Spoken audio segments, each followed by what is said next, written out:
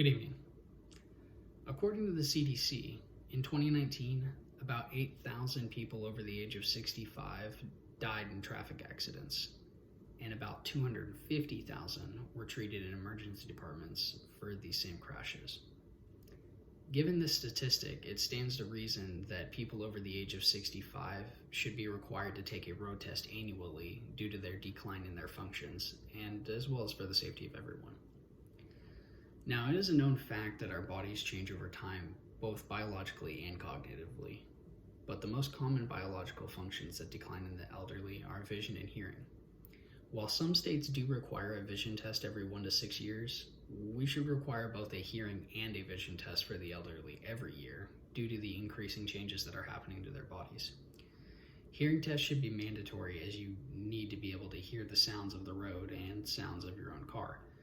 Due to the hearing loss in the elderly, they're more likely to not hear other sounds outside of the vehicle. Vision screening should be done annually, as many older drivers have trouble driving in the rain and at night, and this can cause problems reading road signs. Now, cognitive issues can impair the ability of the driver to safely function behind the wheel. Alzheimer's and dementia affects at least 1 in 9 elderly patients, and this can lead to confusion with time, location, poor judgment, memory loss. 1 in 9 is a pretty high statistic.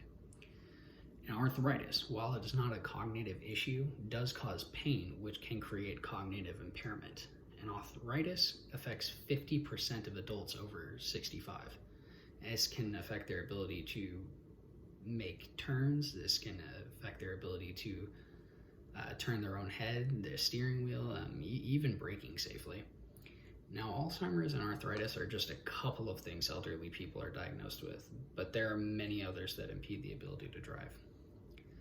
Now, another reason why we need to implement this annual road test is for the safety of everyone.